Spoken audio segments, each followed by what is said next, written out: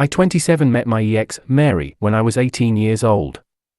Being my first real relationship, without any past experience of long-term dating, I did not have anything comparing it to. I was blindly convinced that we had a happy relationship, until 8 months before our breakup. The last year of our relationship was rather challenging. The thing about early dating is that being together from your late teens and then maturing into becoming young adults, is that you most often change a lot as individuals. This was no exception for me. I started growing tired from the mental capacity drain that came with dating her. Without wanting to admit it, we both had started growing apart from who we once were, speaking for myself at least. This became very clear to me towards the end. 8 months before our breakup, as we were on the brink of adopting a dog and finishing our master's degrees, I sensed a shift in Mary's behavior. Mary, dealing with deep-rooted traumas, often turned to me during tough times, but it became a one-sided emotional struggle. Despite my attempts to encourage therapy over 7 years, she never took the step. As Mary's emotional storms intensified, I found myself worn out from being an emotional punching bag. Her unresolved issues fueled fights, screams, and neglect of our deeper problems. Communicating my feelings proved futile, and the strain on our emotional bond left me disconnected and somewhat unattracted to her. I couldn't be myself with her. It felt like I was her father and not her boyfriend. Suggesting we skip the dog adoption and possibly part ways, Mary refused. In a last-ditch effort, she promised change, and I reluctantly gave her the chance to prove it. Little did I know, these moments were leading me towards a shocking revelation that would shatter 7 years of my life. Fast forward, we got the dog and things seemed to become a little better, before I started noticing other new changes in her behavior. While we were watching TV, she would sit on her phone with the screen tilted away from me.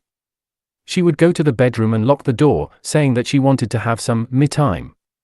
I addressed her behavior, which backfired with gaslighting and her screaming at me for not getting enough alone time, something I thought was weird, because I was more than happy to let her be by herself, whereas I could play video games with the boys.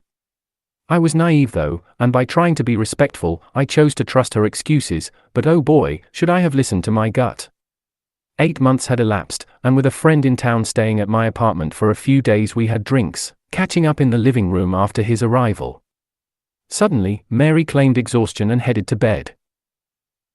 Around 1 a.m., I joined her, only to find her phone's glow casting light as she lied unconscious sleeping right next to it. I thought she looked cute blacked out with her phone still on in her hand, so I decided to charge it, unwittingly stumbling upon a shocking discovery. She was on Snapchat, but I only saw unfamiliar contacts and male bitmages. It wasn't even her main account. My heart sank. I entered one of the chats. Oh boy, sharing, texting, and detailing dark desires of assault and rape, nude photos and videos of her, my girlfriend. For some random stranger that looked like Shrek to see. The guys she was texting were pathetic, not even good looking at all, talking to her like they've never had coochie before in their entire life. I felt disgusted, hurt, and completely numb. The disturbing revelation continued when I found her profile on a kink website already open on her browser, featuring a naked picture of her in our bed for anyone on that page to see.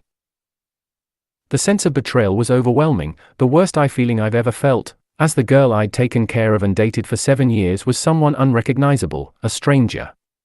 Maintaining composure with my friend still present at my apartment, I woke her up calmly, her initial annoyance transforming into concern as she saw my distressed face. Asking, "What's wrong?"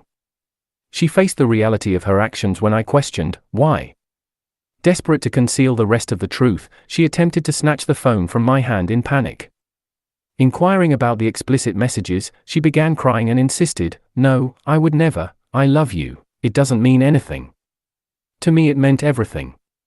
Funny thing is, in an instant, my feelings for her dissolved, being replaced with intense hatred and disgusted only. She confessed to being on the kink website for 3 months, citing a feeling of disconnection and lack of attention from me as the main cause. But that's some BS. After me having tried to end the relationship due to the same disconnection before, why do that? I ended it then and there, informing her she wasn't welcome back after work the next day. Despite my own pain, I had to calm her panic attack. I didn't sleep that night, neither did she, we just sat there. She tried to comfort me, but I told her if she touched me she would end up looking like Rihanna after carpooling with Chris Breezy. Determined to uncover the full extent of her double life, I took matters into my own hands. I was crazy about uncovering the whole truth. I created a profile on the same kink website, immersing myself in the world she had hidden from me. My undercover exploration revealed that not only was she still active on the platform, but she had also met up with other individuals on the site while we lived together. One picture on one of the profiles she followed was of her with another guy. They did not show their faces, but I could tell it was her. It fucking shattered me. The magnitude of the lies became unbearable. I had essentially been deceived for way longer than I could have ever imagined while going further down the rabbit hole.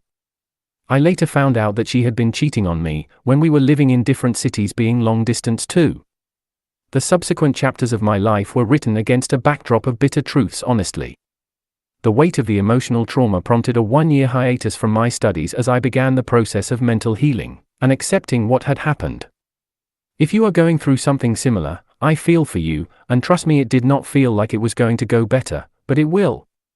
The journey was arduous, but with time, I emerged on the other side with the resilience to complete my master's degree and finding back to myself. After a while I got my life back together, thankfully. During this healing process, a new chapter unfolded. I encountered someone new, a person whose presence cast a refreshing light on my past 7 years. The disdain I felt for my ex became more pronounced, overshadowed by the genuine connection and positivity of my current relationship. She makes me happier than I could have ever imagined being. Looking back, I realized I hadn't missed my ex for a second since the last time I saw her. If anything, I wouldn't care if she had outed herself, tbh. The scars from that tumultuous relationship served as a reminder of the importance of self-worth and the necessity of embracing new beginnings, even when life feels flipped upside down. If you are experiencing something similar, like betrayal trauma, just know that I feel for you, and that life can only get better once you let go of the past, and let your toxic ex wander off into the streets where they belong, LOL.